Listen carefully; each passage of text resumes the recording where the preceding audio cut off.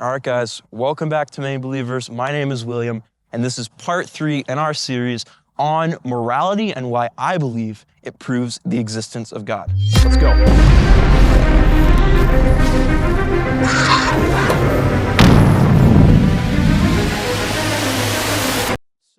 Is there something outside of me and you that determines what is good and what is evil? What is right and what is wrong? What should be done and what shouldn't be done?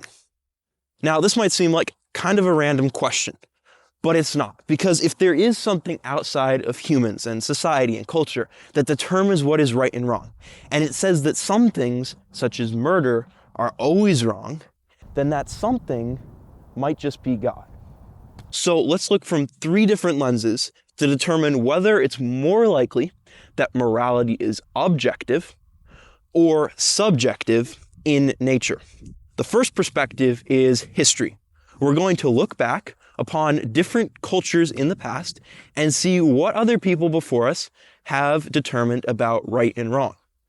The second lens is our own personal lives and our daily interactions. How do we live? Do we live as though morality is subjective or objective? I have no idea! And then finally, we're going to look at a future in which morality is subjective and see what that would be like and whether or not it's something that we think is good for society. When we combine all 3 of these lenses together, we'll have a clearer picture by which we'll be able to determine whether morality is more likely to be subjective, determined by us and the rest of society, or objective, grounded in something outside of us that says that certain things are always right and certain things are always wrong. Sorry, my dog is playing in the water, so this is going to be a rough intro. You can say that again. Anyway, let's look at history. So if we look at the past, and we examine different key societies like the Babylonians, the Sumerians, the Egyptians, the Aborigines of Australia. This is what C.S. Lewis does in his book, The Abolition of Man. And we look for commonalities, we actually find them. We find that most of these cultures condemned murder as wrong. We see that most of these cultures exemplified marriage. They differ on how many wives you can have, which is what C.S. Lewis says, but they all agree that you should be married to the person that you want to procreate with. All these cultures say that mercy and compassion are good and virtuous things, and they exemplify people who look after their parents or those who can't look after themselves. All right, guys, I messed up again. I said that all cultures have the same moral values. I know it's true that the large majority of cultures share certain key moral values. There are nations that practice cannibalism or child sacrifice. If we look below the surface, we'll actually find that these nations perform elaborate rituals to justify this action and still innately view it as wrong. But that's besides the point. I messed up. There are different ways in which cultures implement morals, but they do all share the same basic ideas. So, thank you. Now, what do these commonalities indicate? Why is it so important that all the different cultures of the past share some common moral virtues? Think about it this way. If every culture has certain things that they view as right and certain things that they view as wrong, and these cultures are separated by vast areas of land and water, but they come to the same conclusions, that would indicate that morality or right and wrong is grounded in something innate to humans. Now, that could be DNA, that could also be God, but we'll get into that in a future video. What we can determine is that morality has a common pattern throughout culture and society, and that it is most likely innate within all of us, or outside of our preferences and opinions. Now, our second lens is how we live. How do you and I live our lives? Do we live like morality is subjective or objective in nature? If you examine your actions in your everyday life, you'll probably realize that you're living as though there's something worth living for. You're living as though certain things you should do and certain things you shouldn't do.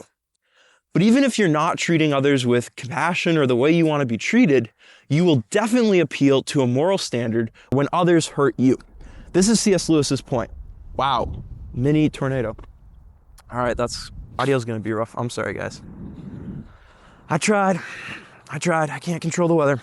Anyway, this is C.S. Lewis's point in Mere Christianity. He says that we all act as though there's a standard. We all live our lives as though there's something outside of us. Let's imagine that you study really hard for a test. You put a lot of work and a lot of time and a lot of effort into preparation for that test. And you get a B. You're happy with a B. It was a really hard test.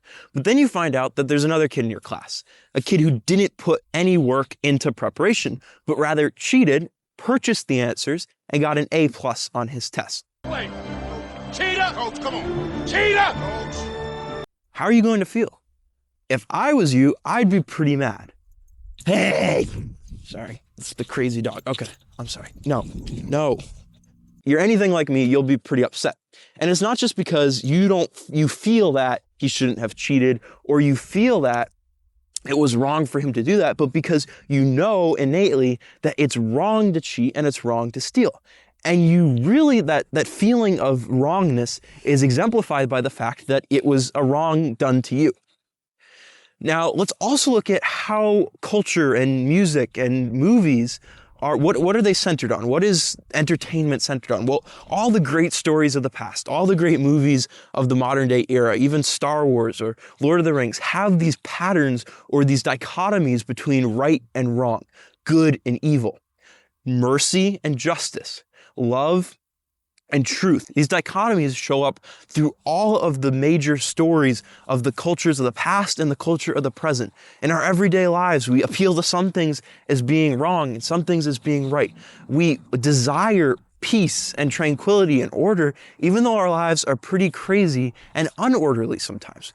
This is unique to the human species, that we have this desire for something that isn't available to us, something that doesn't serve natural instincts, something outside of our instincts. We have this desire for goodness and mercy, even though there isn't something that immediately fills that desire in this world.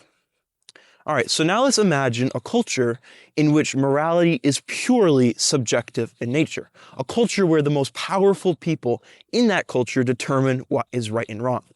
C.S. Lewis's book, The Abolition of Man, he imagines a society in which humans have taken morality and they've shaped it into a tool that is wielded by the majority or the most powerful. But what is morality then? I would posit that it's no longer morality. It's just like all the other natural tools that humans have developed. And what happens gradually is if there is nothing outside of humanity that determines right and wrong, then the most powerful in society end up forming a coalition, or one person takes control of that moral standard and wields it to control the rest of society and to elevate his own desires and instincts. And morality is no longer morality. To solidify this idea, let's look at a more recent culture or government, the Third Reich of Germany. You might have heard of Adolf Hitler. Yeah, you might have heard of him. And he was in control of Germany in the 1940s, beginning in the late 1930s. And he implemented this government that he called the Third Reich. Now, Germany had just come out of some very hard economic times. And as he took power, he said that the way for the German society to move out of these hard economic times was for them to remove certain elements of the culture that were slowing them down. And he identified the main element of the culture that was slowing them down as the Jews.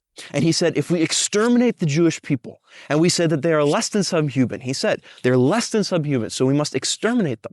And only when we do that will the Aryan race, the blue-eyed and the blonde-haired people of Germany, be able to flourish and thrive, and the rest of the world with them. And so he set out on this mass conquering campaign of all of Europe.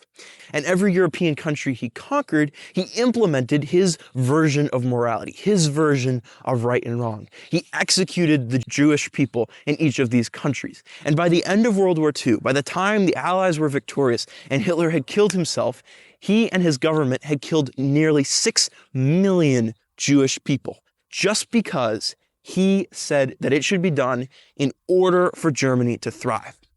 And so the society created their own version of morality.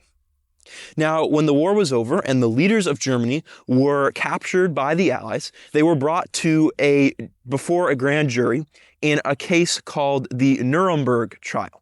And in the Nuremberg trial, the defense for these horrible leaders argued that what they did was not really wrong and they couldn't be punished for it because it was what their society viewed as right, and they were just going along with the society. Now, these men were ultimately convicted and hanged.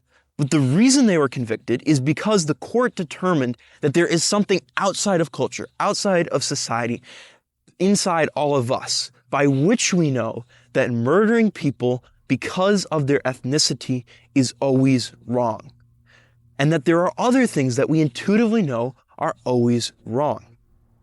Now, I think you all agree with the conclusion that the jury came to. And as we've seen, we all live like we agree with the conclusion that the jury came to, and the societies before us have all had certain core pillars of right and wrong that have held up their society. How they implement right and wrong differs by the society, but this is not proof that right and wrong doesn't exist. In fact, the fact that we're able to judge between societies and say that some are better than others is proof that morality does exist. This is what C.S. Lewis says in Mere Christianity. And I would highly recommend that you read the first 5 chapters of his book, Mere Christianity, if you want to better understand this concept. It's all there, black and white, clear as crystal. Now, we've come to the conclusion, or I hope you've come to the conclusion, or you can agree that it's more plausible that morality is objective, that it's grounded in something outside of opinion and desire. But what is that thing that morality is grounded in? Could it be our evolutionary progression? Could it be our genes? Could it be herd instinct or compassion? Could it be our desire for a better world? Or could it be a mind behind the universe? Could it be God? Well, in our next video, we'll examine the different possible sources in which morality could be grounded. And I hope through that video to show that morality can only be grounded objectively in God. But that's for next time. So thank you for watching, and I'll see you guys soon.